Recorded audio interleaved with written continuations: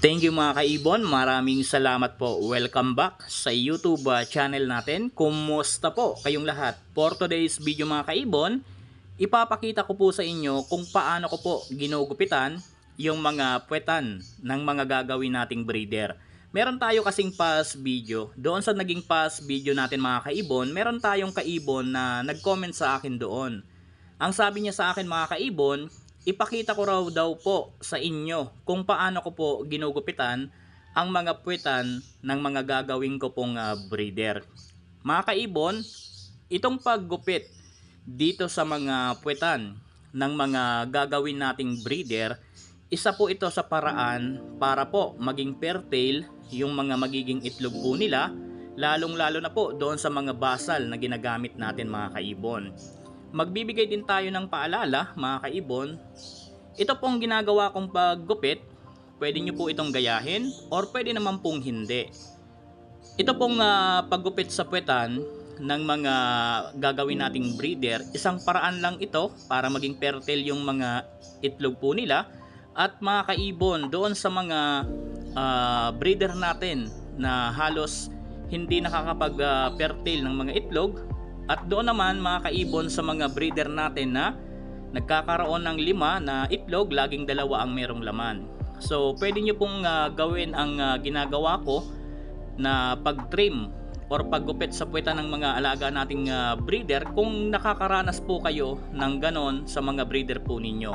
For example, 2 yung nagiging fertile sa 5 itlog, or kaya naman meron kayong basal na gusto nyong magkaroon ng maraming fertile na itlog. So pwede nating gawin ang ganitong senaryo. Ngayon, ipapakita ko sa inyo kung paano po ito ginagawa. Magbibigay din tayo ng konting paalala, lalong lalo na po doon sa mga newbie. Kung hindi po kayo sanay maghawak ng mga ibon, baka po kasi matuka kayo, mas maganda gumamit po kayo ng mga gloves bago ninyo hawakan yung mga ibon para po maging safe yung mga kamay po ninyo. Dahil medyo matapang po. Lalong lalo na po itong mga hen, talagang matapang po yan, magalaw at nanunuka po talaga yan. Kaya po mas maganda kung hindi kayo sanay maghawak, paalala lang, maggamit po kayo ng mga gloves mga kaibon. So ngayon, ipapakita ko na po sa inyo kung paano ko po yan ginugupitan. Yan po, nahuli na natin at ganito po ang mas magandang klase ng paghawak para po yung ulo hindi po gaanong magalaw. So ganyan po. Ngayon ituturo ko po sa inyo kung saan natin to part gugupitan. Paalala lang din po, wag nyo pong bubunutin, lalo na po kung nasa breeding stage na sila. Halimbawa nagsusubuan na, malapit ng mag-mate, wag nyong bubunutin mga kaibon dahil masakit po yan. Kapag binunot nyo po yan, tutubo po yan, mas matatagalan yung pag-mate nyan. Dahil kapag tumutubo po yan, talagang mas masakit po yun mga kaibon. So ang gagawin lang natin dito, titriman lang po natin. So ganito po, i-check po natin kung nasaan yung pinakaang puwetan ng alaga nating ibon. So nandito sa part na to, yan, dito sa part na yan. So dito tayo magti-trim. Yan, sa pag-trim dapat dahan-dahan lang, baka naman sumama yung balat, magkaroon pa tayo ng problema. Kaya i-check nyo rin ng maigi. So yan, dito sa part na to, triman natin yan ng konti. Sukatin nyo lang po, sukatin nyo yung kung saan nakapwesto yung pinakang puwetan. Yan, dahan-dahan. So meron kayong makikita dito sa may puwetan na parang balahibo. Triman nyo po yon sa may entrance. Yan, hindi pa gaanong kita, kaya trim ulit tayo ng konti, pakonti-konti lang. Huwag yung titrim kayo ng biglaang dami. Konti lang po yung pag-trim, dahan-dahan lang, kasi yung purpose lang naman natin dito labas yung pinakang puwetan nila. Yan, para walang sagabal kapag nag-mate, talagang pasok. Yan. So medyo makapal yung balahibo kasi green perso po ito, solid na green perso.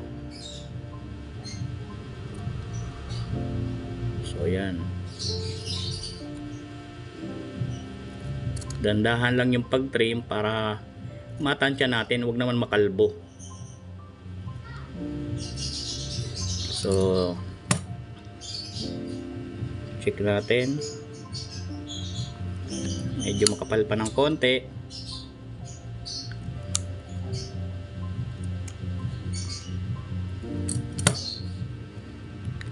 Kasi mga kaibon, di naman natin dapat lahatin na taasan dito. Kaya trim-trim lang mga kaibon. Kasi tansyahin yung maigi, pag-aralan nyo rin mabuti. Ito kasi masasabi natin na makapal yung balahibo kasi nakaganito. Pag nag-mate kasi yan, liliyad yan. So gaganyan yan. Pag naganyan yan, check nyo kung talagang labas na labas na. So hindi pa gaano, kaya triman natin uli. Yan.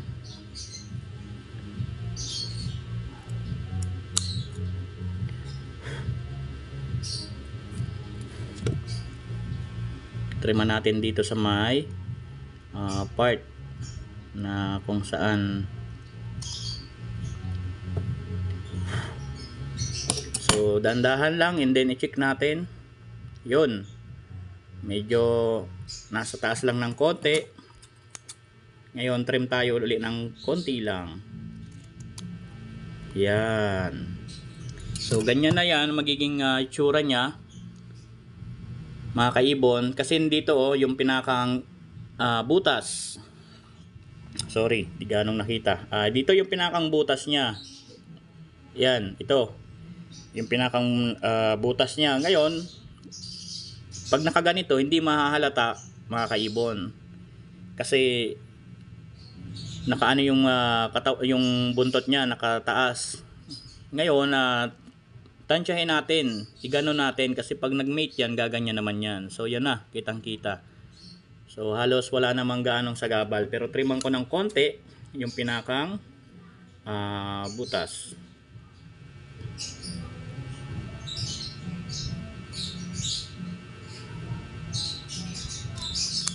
Yun. Yan na. So yan na, kitang-kita na mga kaibon. So kung nakikita nyo yan, ito. Yan. Itong na part na to. So yan, kitang-kita na.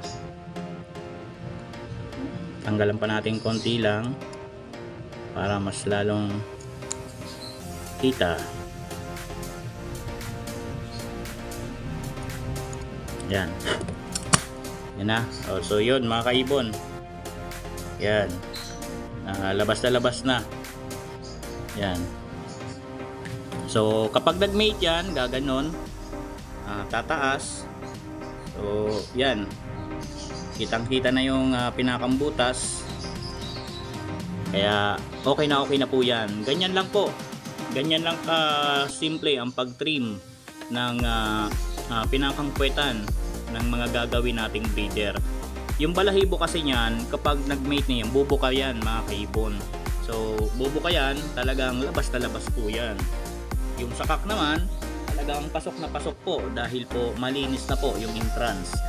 So ang purpose lang nito, ulitin ko, para po ito sa mga basal, para magkaroon tayo ng painakay na talagang marami, mabilis tayo makapagparami. Dahil kapag ganito po, sa experience ko, ang ginagawa ko sa mga basal, talagang nagkakaroon po ng perfect clutch, lalong lalo na po kung nasa kondisyon din ang katawan. At sa tulong natin na nagbibigay tayo ng tamang vitamins, patoka, gulay, tamang kondisyon, napakaganda po ng mga nagiging itlog po nila.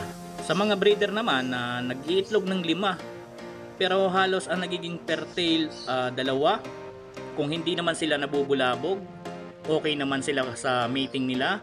So try nyo po ang ganitong klase, baka ito po ang nagiging problema. yung kapal ng balahibo sa puwetan po nila. Kaya po hindi nakakapag-itlog ng marami na pertail. Sa mga matured naman na kumbaga proven naman, nakadalawang clutch, halos wala talagang nagiging laman. So ito po, ganito po ang gawin ninyo. Isang paraan din po ito para makapag papertil tayo ng mga itlog nila. Doon sa mga kaibon natin na nagtanong about dito, na gustong makita kung paano ang tamang ginagawa, so ito na po. Sana po nagkaroon kayo ng idea. Hanggang dito muna yung video natin. Maraming salamat po mga kaibon. Happy birthday po sa ating lahat. God bless po sa ating lahat mga kaibon.